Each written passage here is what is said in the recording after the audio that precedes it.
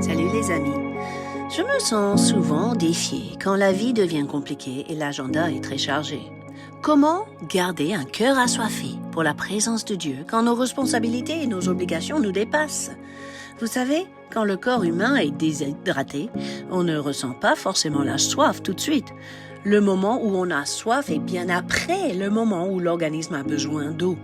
C'est souvent le cas dans notre vie spirituelle aussi. Nous pourrons éviter la déshydratation spirituelle en cultivant un cœur assoiffé. La soif nous propulse à la recherche de Dieu. Je crois que nous sommes tous d'accord que pour vivre une vie qui plaît à Dieu, il faut avoir un cœur qui lui est entièrement dédié, un cœur qui aime Dieu plus que tout, un cœur qui est tout entier à lui, un cœur qui ne vit que pour faire sa volonté, un cœur qui n'abrite rien de ce qui attriste à l'Éternel. Mais avant tout, la clé est de garder un cœur amoureux, passionné, affamé de sa présence et de sa parole. Sinon, c'est trop facile de tomber dans la routine ou de négliger notre temps avec lui. Vous savez, chaque nouvelle révélation de Dieu suscite cette soif. D'autres termes, la soif est réveillée avec chaque nouvelle rencontre. Et qui dit rencontre, dit intimité, n'est-ce pas?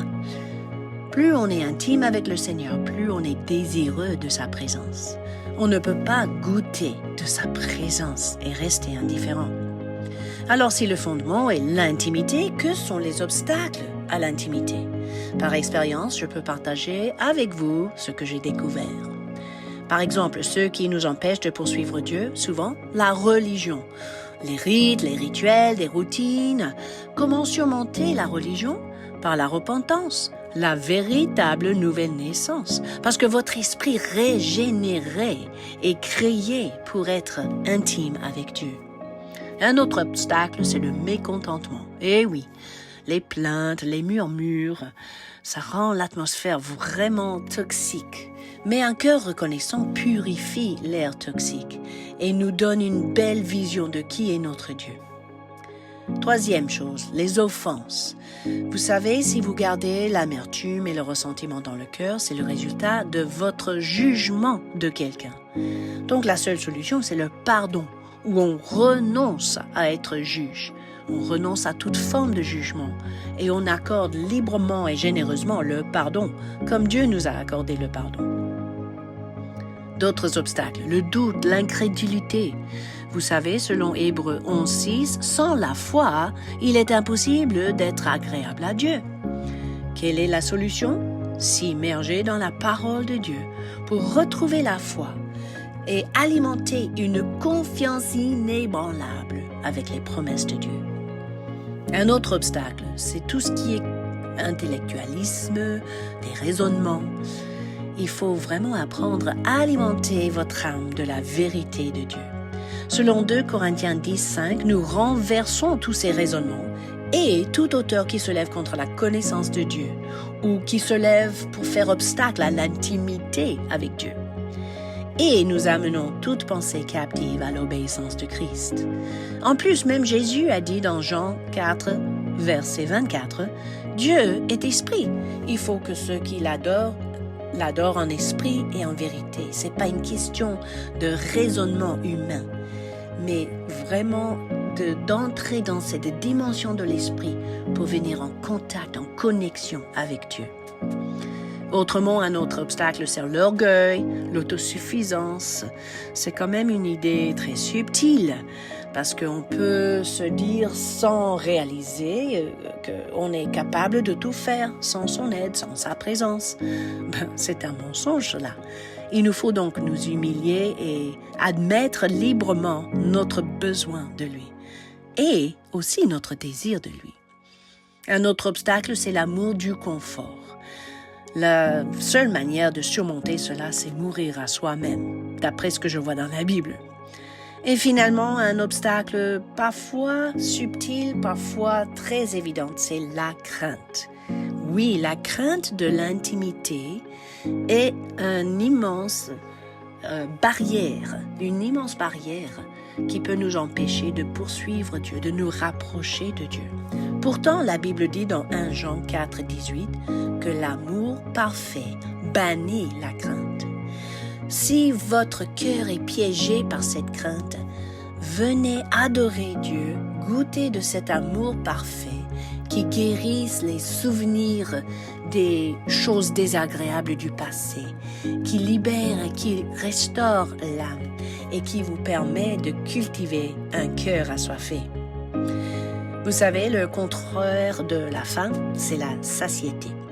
Lorsque nous sommes remplis d'autres choses, le succès, l'approbation, les distractions, etc., notre appétit spirituel s'émousse. Soyez attentifs à ce dont vous nourrissez votre âme. N'acceptez pas des substituts. Le vrai bien-être vient seulement d'une relation authentique et profonde avec le Dieu vivant. La simplicité et la gratitude rendent le cœur ouvert et plus alerte à son esprit. Vous savez, la soif de Dieu est un don précieux à chérir, à protéger et à alimenter. Selon Lévitique 6:5, il incombait aux Lévites, c'est-à-dire le sacerdoce, d'alimenter le feu de l'autel. Dieu envoie le feu, mais c'est à nous d'y mettre le bois sur l'autel de nos cœurs. Et peut-être avec une certaine démarche cette semaine, votre témoignage sera semblable à celui exprimé par les fils de Corée dans le psaume 42. À partir de verset 2, on va lire « Comme une biche soupire après des courants d'eau, ainsi mon âme soupire après toi, ô Dieu. » Le mot en hébreu pour soupirer, c'est bramer. C'est pas un son tout doux et sympa.